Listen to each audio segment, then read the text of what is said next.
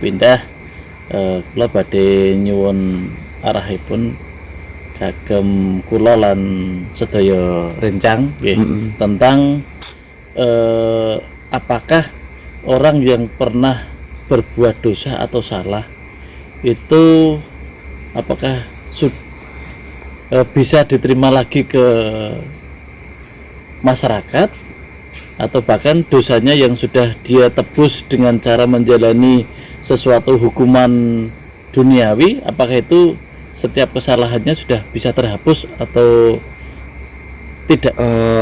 Ya gini Pak Barja, maksudnya gini, secara konteks sebuah kesalahan sebesar apapun kesalahan itu ada dua. Satu, kesalahan sama Allah atau kesalahan kepada Gusti Allah.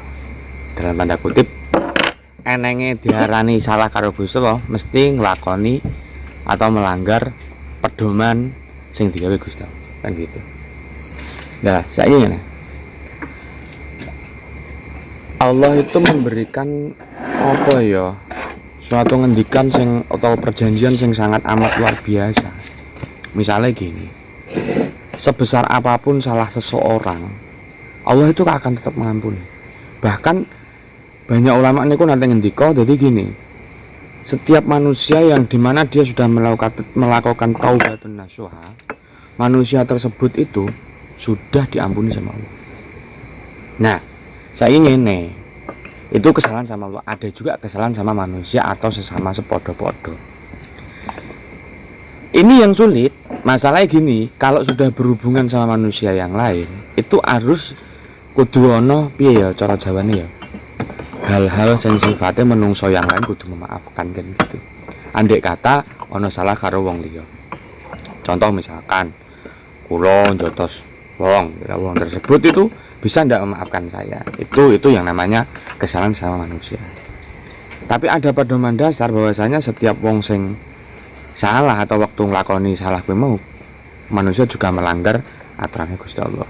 Dan setiap manusia yang melanggar aturan Gusti Allah itu juga pasti diberikan maaf sama Allah. Nah, saiki manusia itu harusnya belajar, dalam arti belajar itu gini.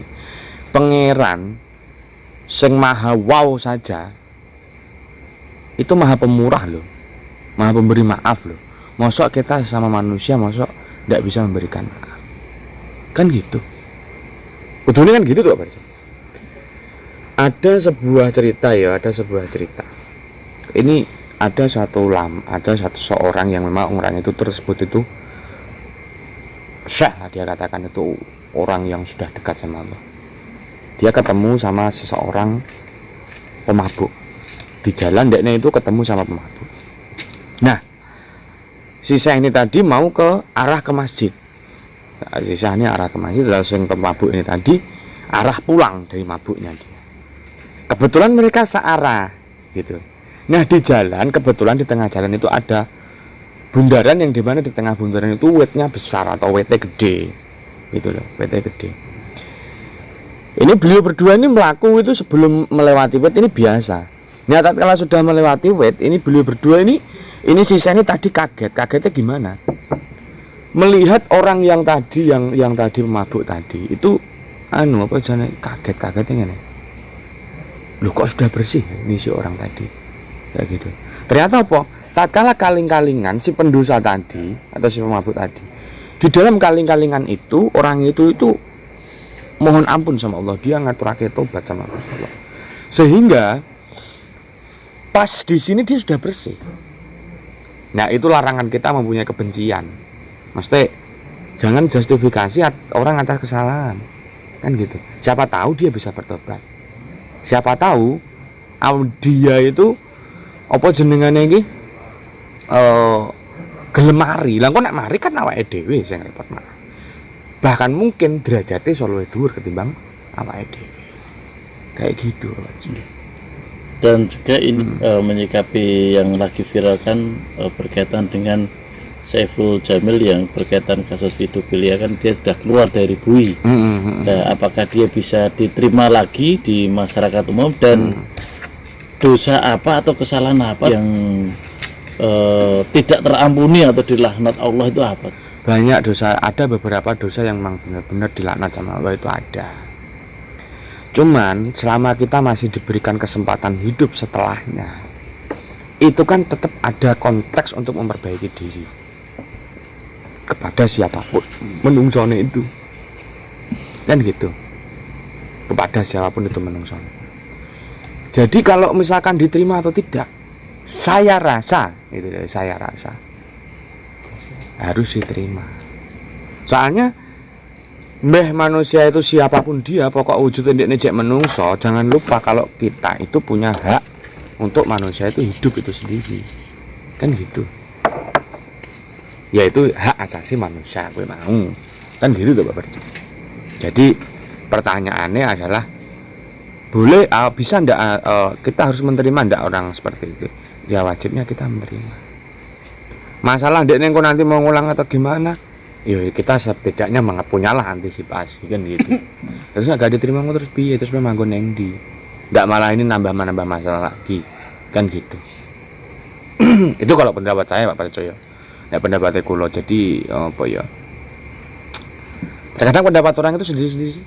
Kalau saya tuh lebih ringan saja. Maksudnya lebih ringan wae lah.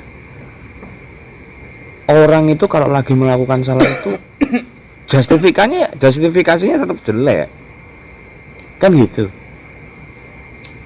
Lalu bagaimana nek pas awake dhewe nglakoni?